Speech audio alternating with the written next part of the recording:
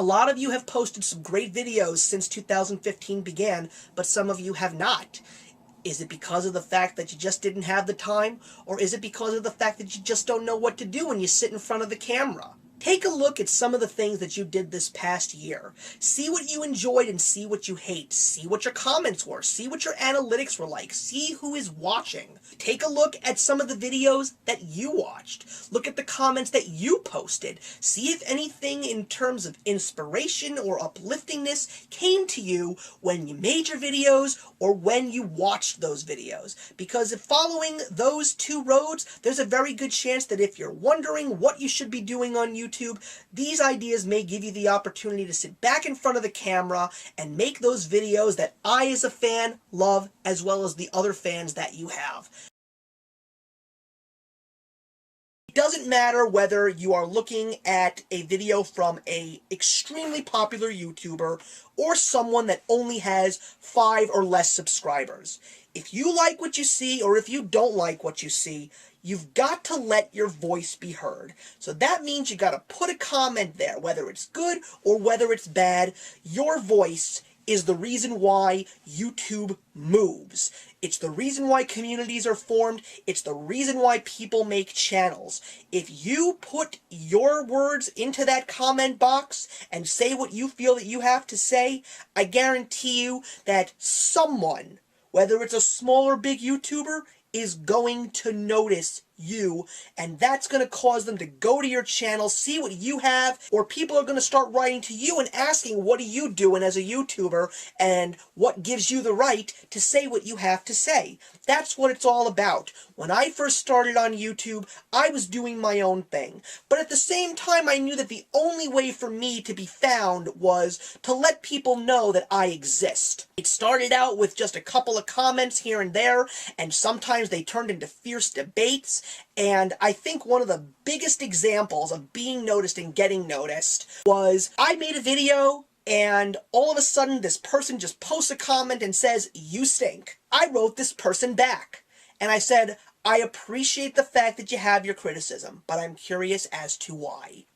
After a little bit of banter, that person subscribed to my channel. If you really want people to know that you're out there and you really want to make a splash on YouTube, you've got to put your words onto the screen no matter what. Say what you want to say because it's how you feel. And that is what's going to make all the difference as a YouTuber. I have done it, people have done it towards me, and it works. It doesn't matter if you are a fan of a person on YouTube that has more subscribers than you can imagine. They are not YouTube royalty. You know what they are? They are people. They are good, honest people that are doing what they love to do. So what makes you believe that they are so superior? They're not. These are people that are thriving on their fan base and their fan knowledge and what is said to them on every single one of their social media feeds. It is your job to make these people as grand as they are. It is your job to ask them questions. It is your job to give them advice. It is your job to knock them down because you don't like what they did. Because if you really take a look at some of the bigger YouTubers out there, whether it's the Fine Brothers, Tyler Oakley, Rosanna Panzino, Michelle Fawn, they always acknowledge you because they're looking at your comments and they're listening to what you have to say. Just because they don't respond does not mean they don't care about what you have to say. They're watching, they're listening, they just have too much to do because it's you that have made them these busy people. So thank yourselves. Give yourselves a nice pat on the back because you have helped grow a wholesome YouTube community. And believe me, things will be said in return to you. If you accept people's comments, if you keep reaching out to people who are trying to get to know you a little bit better, then you will reach that level and you will say to yourselves, because you have watched this motivational moment, there's no reason for anyone to put me on a pedestal. I'm just the same person that I was when I first hit that record button all those years ago. There are no pedestals here, everybody. There are good and fun and entertaining, smart people. That's what YouTube is all about. And it's because of the fact that we are all so different that makes us all relevant.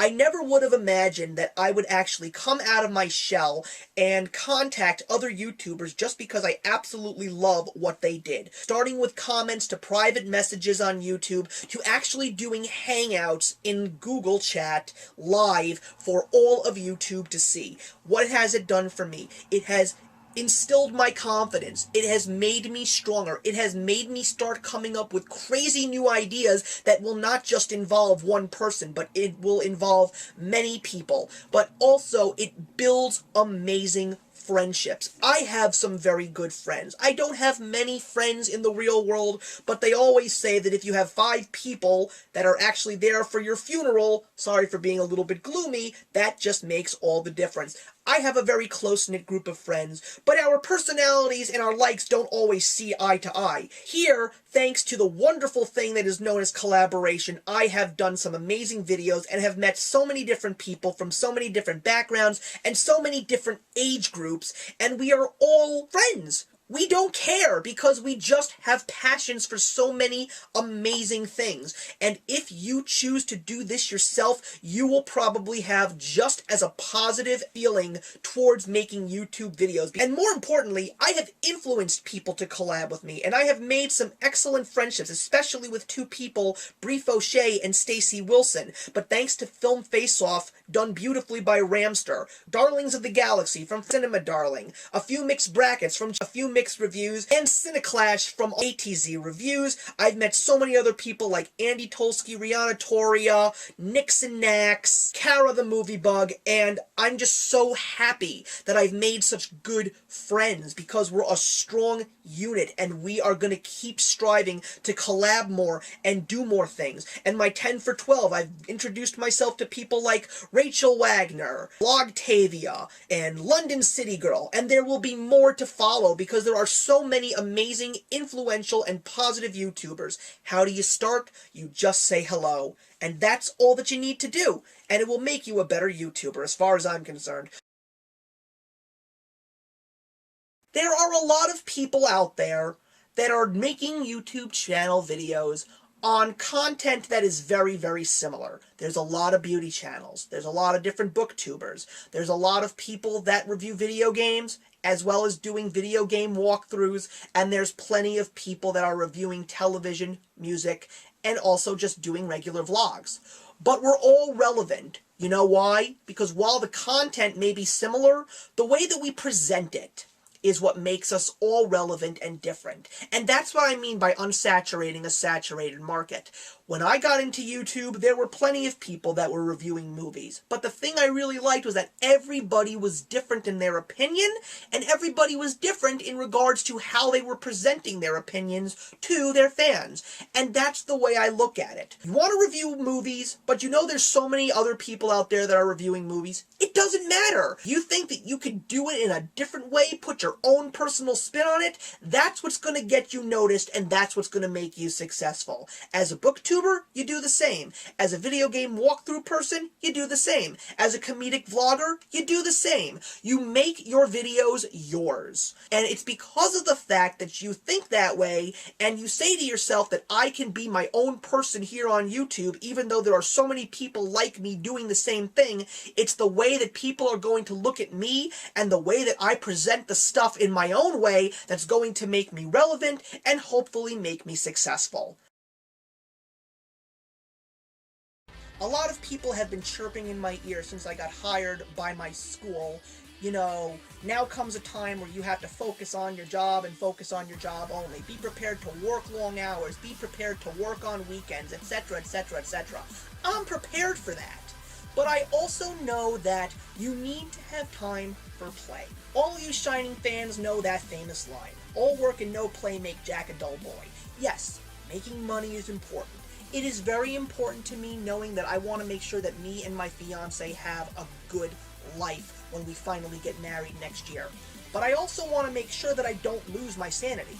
Computer games, catching up on TV shows, getting together with friends and family, but most importantly, maintaining a YouTube channel.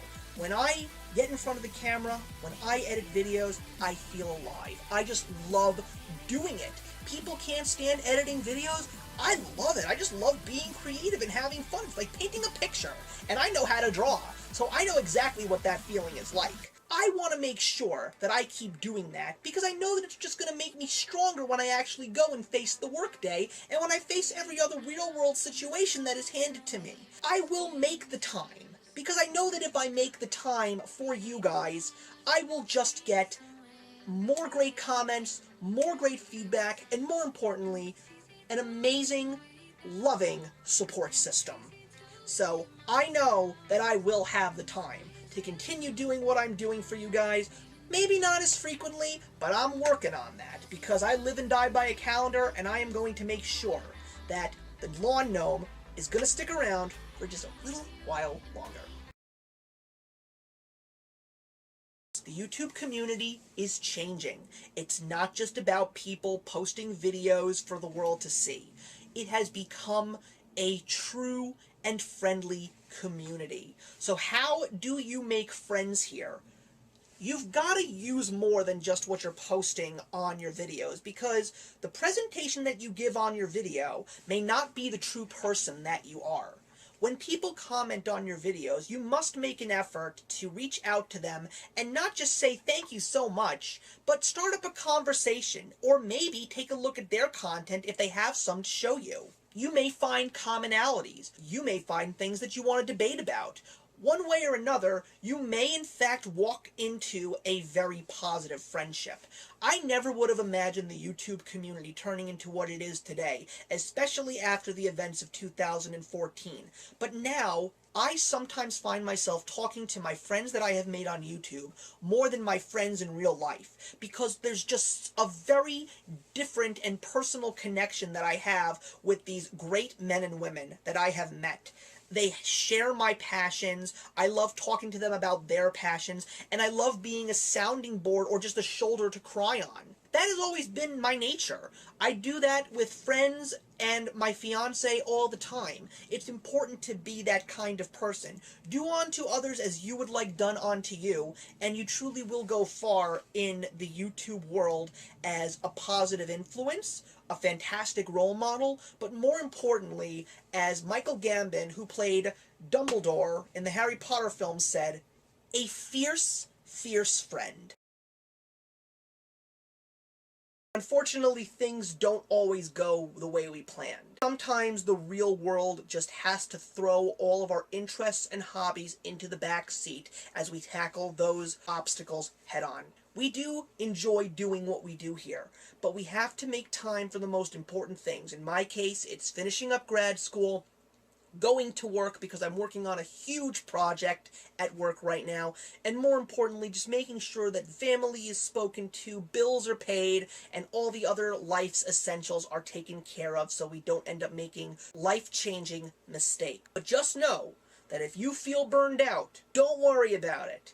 Your faithful fans who truly appreciate what you do and who you are will stay with you no matter what. Those subscribers who may just leave, well, chances are they weren't even watching your content in the first place, and they were just waiting for a sub for sub. If life is getting you down, and you know that YouTube is just something you have to push aside for a little while, do it.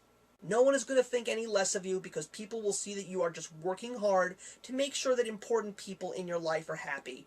And they all know that you will come back bigger and better than ever before. Why is it that some of us wonder why we aren't getting the subscribers that we want? I mean, we see people that have thousands of subscribers, and yet even though we all believe that we have great content, we're just not getting what we thought that we would get out of YouTube. But here's a very interesting question. Take a look at your videos.